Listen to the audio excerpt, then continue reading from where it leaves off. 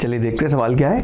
Question कहता है for a given series LCR circuit it is found that the maximum current is drawn when the value of variable capacitance is 2.5 nano farad. If resistance of आपका दिया हुआ है कि 200 ohm and आपका inductance जो है वो 100 milli ohm is being used in the given circuit. हमें बताना है, इंटीजर टाइप सवाल है। The frequency of AC source is dash into 10⁻³ hertz. हमें यहाँ पे फ्रीक्वेंसी बतानी है ना। अपना सिनेरियो क्या है कि ये आपका एक इंडक्टर, एक कैपेसिटर और एक रेजिस्टेंस ऐसे करके हमने एक सोर्स पे लगा रखा है। तो इसको हम लिख सकते हैं XL, ये आपका XC और ये आपका R। XL हो गया आपका इंडक्टिव रिएक्टेंस, ये हो गया आपका कैपेसिटिव रिएक्टेंस XC और आपका रेजिस्टेंस R हो गया। इसको जब हमने यहाँ पे कनेक्ट किया है, करंट आई आपका फ्लो कर रहा है, maximum power is being drawn. Now maximum power आपकी तब ड्रॉ होती है जब हम कहते हैं यहाँ पे कंडीशन ऑफ रेजोनेंस हो। रेजोनेंस की कंडीशन को हम लिखते हैं आपका XL should be equal to XC के बराबर। नाउ XL को हम यहाँ पे लिख सकते हैं this will be equal to omega L will be equal to XC हो जाता है आपका 1/ωc।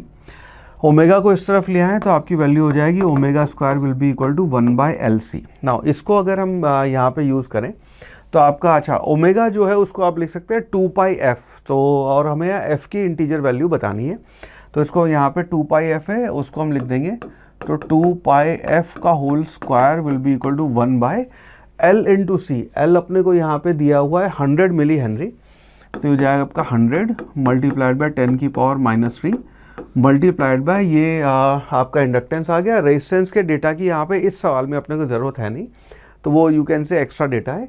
कैपेसिटी जो है वो दिया है 2.5 नैनो फैरेड। 2.5 को हम यहाँ पे लिख सकते हैं 5 डिवाइडेड बाय 2 मल्टीप्लाइड बाय 10⁻⁹ ना। इसको अगर हम 10⁻³ और -9 इसको ऊपर ले जाएं तो 10 नीचे होगा -12, ऊपर जाके 10⁻+12 हो जाएगा। ये हो गया 100 डिवाइड बाय 2 यानी कि 50 मल्टीप्लाइड बाय आप अगर इसको 5 करेंगे तो आपका 250 हो जाएगा। तो ये आपका बन गया 2, इसका स्क्वायर हो जाएगा आपका 4 pi square F square will be equal to, ये अपनी वैल्यू बची थी ऊपर आया 10⁻12 डिवाइडेड बाय ये आ गया आपका। एक काम करते हैं, इसको ये करने की बजाय 2 से मल्टीप्लाई और डिवाइड कर देते हैं। तो इसको अगर आप 2 से मल्टीप्लाई करेंगे और 2 से डिवाइड करेंगे तो नीचे बन जाएगा आपका 2 से मल्टीप्लाई करके 4 को ऊपर ले जाते हैं, ये आपका 4 आ गया। रीज़न उसका ये कि मुझे यहाँ 4 कैंसिल होता दिख रहा है। नीचे 2 से मल्टीप्लाई करेंगे 10 हो गया, तो ये बच गया आपका नीचे 1000 आ गया, ठीक है।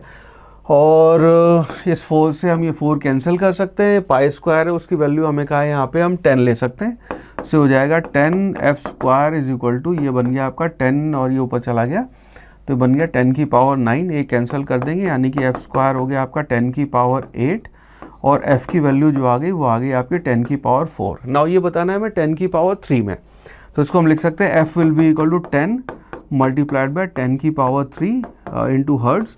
इसका मतलब है इसका जो इंटीजर आंसर होगा उसको हम लिख सकते हैं यहाँ पे 10। That will be the right answer for this particular problem.